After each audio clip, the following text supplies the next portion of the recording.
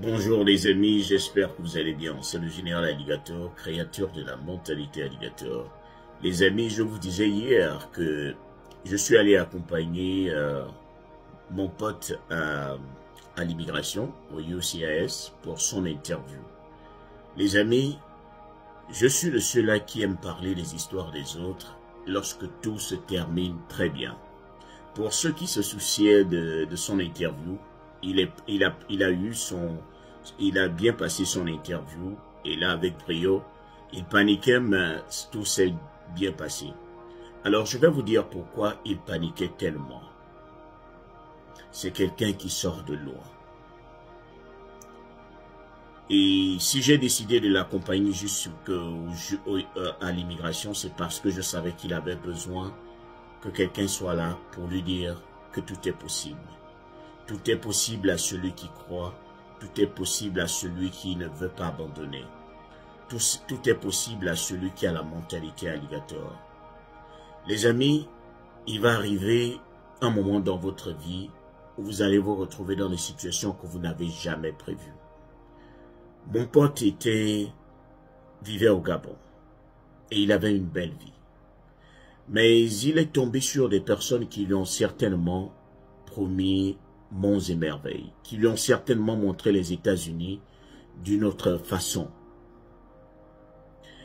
Les personnes qui lui ont dit, une fois que tu arrives ici, même si tu viens en tant que touriste, tu vas travailler, tu n'auras pas de problème, tu auras une maison, tu auras une voiture, regarde nos photos sur Facebook.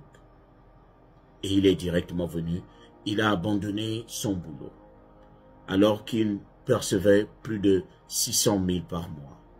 Mais il a laissé. Parce qu'il s'est dit, mes amis sont aux États-Unis, je les vois sur les réseaux sociaux avec des voitures, je les vois sur les réseaux sociaux avec de beaux habits, des belles lunettes, tout brille sur eux. Mais lorsqu'il arriva ici, ce qui le surprit premièrement, c'était le fait que la personne qui était censée venir le chercher à l'aéroport n'était pas venue. Le numéro ne passait plus. Et il était tombé sur un autre sujet gabonais à l'aéroport qui décida de l'emmener chez lui. Le gars est parti. Et je vous assure que c'est pas quelque chose de récent. C'est depuis 2008. Il est ici aux États-Unis depuis 2008. Et ce n'est qu'en 2024 qu'il a eu la possibilité de sourire enfin. Il était arrivé ici et comme on a l'habitude de faire pour nos frères, lorsque vous arrivez ici, quelqu'un vous fait des pistons, les racolages. Je peux te présenter à tel, je peux te présenter à tel. On lui a présenté une fille. Par ignorance, il avait accepté le deal. Il s'est jeté dans le deal et les choses ne s'étaient pas passées comme il les avait prévues. Il n'avait vu la fille avec laquelle il s'était marié qu'une seule fois, le jour du mariage. Et la fille, étant une Américaine, pensait qu'il suffisait seulement que le mariage se fasse et puis bon, tu auras automatiquement les papiers. Mais malheureusement, cela ne s'est pas passé ainsi. Une fois qu'elle a fini le mariage, elle est partie dans son état, elle est partie ailleurs. Et lui, se retrouvant avec le certificat de mariage entre les mains, s'est dit, il a parlé à celui qui les avait rapprochés, mais vous m'avez fait payer, par exemple. Vous m'avez demandé de faire ceci ou de faire cela. Mais je ne sais pas, la personne avec qui j'étais censé être connecté n'est plus là. Qu'est-ce qui se passe? Et je vous assure, il était tombé sur un mauvais gars qui lui demandait de l'argent à chaque instant. Envoie-moi telle ou telle chose pour que je la fasse venir. Envoie-moi telle ou telle somme pour que je l'appelle. Envoie-moi telle ou telle somme pour que je fasse telle ou telle procédure. Mais rien de cela n'avait marché. Et le gars s'était retrouvé coincé dans un mariage. Et il parlait à peine anglais. Il ne savait même pas comment communiquer avec la fille avec laquelle il était marié. Les larmes de pleurs, les larmes de joie qui avaient commencé le jour du mariage s'étaient transformées en larmes de tristesse. Et c'était là le début de son grand désarroi. Pendant des années, il est resté marié à une femme qu'il n'avait plus jamais revue. Ce n'est qu'après qu'on lui a dit, mais tu ne peux pas aussi rester comme ça. Il faut que tu ailles t'accrocher quelque part. Cherche d'abord à divorcer. Lui-même, il a lancé la procédure de divorce. Il a finalement divorcé après avoir dépensé de l'argent, d'énormes sommes. Il était maintenant, c'est à partir de 2014 qu'il a finalement divorcé parce qu'il était désespéré. Il était maintenant comme ça. Mais c'est quelqu'un qui regardait mes vidéos comme s'il était en Afrique. Il était plus, je vous assure qu'il était même plus motivé que moi. À chaque instant, c'est lui qui m'écrivait pour me dire, je regarde toujours tes vidéos. J'ai regardé ton histoire. Ton histoire m'a poussé à chercher la vérité. Ton histoire m'a poussé à ne pas baisser les bras. Je vous assure, cet homme a commencé à marcher, à fouiller, à chercher sur Internet s'il pouvait trouver une solution. Il a même commencé à travailler pour une entreprise qui avait promis le sponsoriser.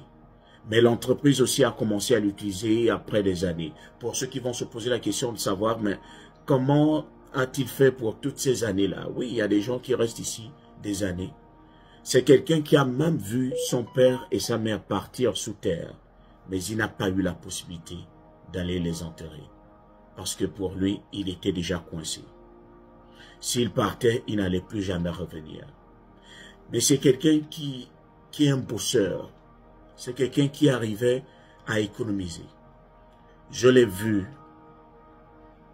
aller chez son avocat, chercher un avocat à pied. Dieu seul sait à quel point c'est difficile ici de marcher. C'est-à-dire, toutes les personnes utilisent les voitures. Si tu n'utilises pas la voiture, tu vas utiliser le bus. Mais les bus ne sont pas aussi fréquents.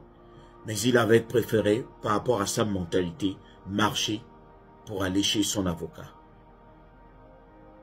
Je viens le rencontrer, il m'avait contacté physiquement. Il avait décidé de me voir quand il avait commencé à consulter un avocat pour me dire voilà ma situation, voilà mon désarroi depuis des années. Parfois je perds espoir, parfois je me dis il y a encore une possibilité. À chaque fois que vous faites, il aime bien vous voyez, à chaque fois que vous faites vos vidéos, vous dites toujours c'est ta mentalité qui nourrit ta poche. Et j'ai commencé à me dire qu'il fallait que je change de mentalité. Il fallait que j'arrête de me plaindre. Je suis déjà là. Il fallait que je m'adapte. Et finalement, il était tombé sur une bonne fille qui finalement l'a conduit à l'interview que vous avez vue hier. Une bonne fille, après avoir subi pendant des années des humiliations. Mais il a décidé de se battre pour sa situation. Personne ne viendra vous aider si vous-même vous ne vous battez pas pour vous-même. Jamais vous n'avez vu quelque part quelqu'un pleurer plus que celui qui a perdu son parent. Apprenez à vous battre, apprenez à vous adapter. C'est ta mentalité qui nourrit ta poche. Hier était le premier jour où je le voyais tout en joie. Où il s'est dit, maintenant, ma vie aux États-Unis peut commencer. Ta vie aux États-Unis pourra aussi commencer si tu décides d'appliquer le motto. L'expression des alligators, c'est ta mentalité qui nourrit ta poche. Personne n'est à l'origine de ton problème. Personne n'est à l'origine de ton échec si ce n'est toi-même. Personne ne sera aussi à l'origine de ton succès si ce n'est toi-même. Apprends à te battre, apprends à t'adapter. Cherche, fouille, ne baisse pas les bras. C'est quelqu'un, mon pote a dépensé de l'argent pour trouver la vérité. Mon pote a dépensé de l'argent pour bâtir la connaissance qu'il a. Mais toi, qu'est-ce que tu fais pour sortir de ton problème? Est-ce que tu attends qu'on te livre tout sur un plateau?